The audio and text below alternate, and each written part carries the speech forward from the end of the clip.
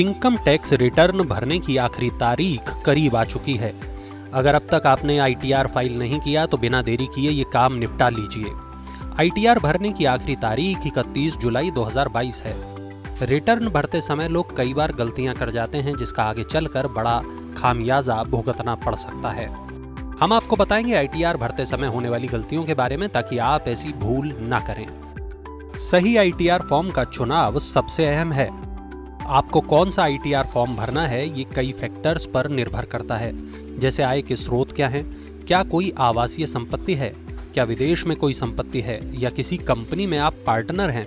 उदाहरण के लिए आईटीआर 1 सैलरीड लोगों के लिए है, लेकिन अगर आप किसी बिजनेस से प्रॉफिट या कैपिटल गेन करते हैं तो आईटीआर 2 फाइल करना होता है।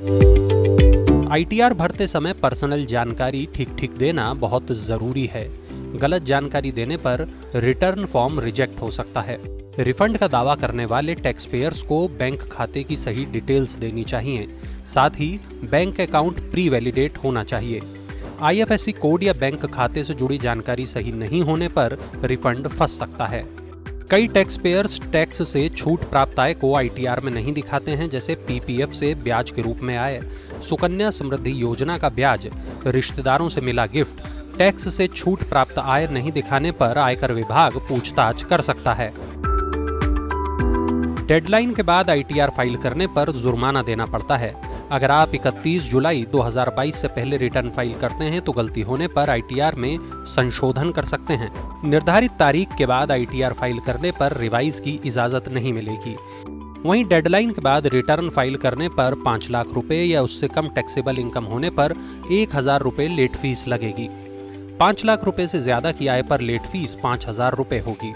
अगर आप 31 दिसंबर 2022 से पहले रिटर्न फाइल करेंगे तो जनवरी मार्च में आईटीआर फाइलिंग पर यह रकम बढ़कर 10,000 रुपए हो जाएगी। आईटीआर भरना जितना जरूरी है उतना ही अहम उसे वेरीफाई करना है। कई लोग आईटीआर भर देते हैं लेकिन वेरीफाई नहीं करते हैं। आईटीआर वेरीफाई के लिए 120 दिन का समय होता है। आधार ओटीपी के जरिए ये काम किया जा सकता है। ऑनलाइन वेरिफिकेशन नहीं होने पर आईटीआर की कॉपी सेंट्रल प्रोसेसिंग यूनिट यानी सीपीयू को भेजनी होती है।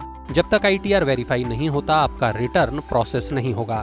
सेबी रजिस्टर्ड टैक्स और इन्वेस्टमेंट एक्सपर्ट जितेंद्र सोलंकी बताते हैं कि कुछ लोग आईटीआर फाइल नहीं करते हैं और ये एक बड़ी गलती है।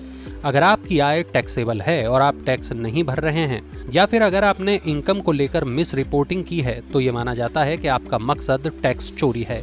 ऐसे में आयकर अधिकारियों के पास पेनल्टी लगाने के साथ मुकदमा चलाने का अधिकार है, जिसमें जुर्माने के साथ सजा भी हो सकती है।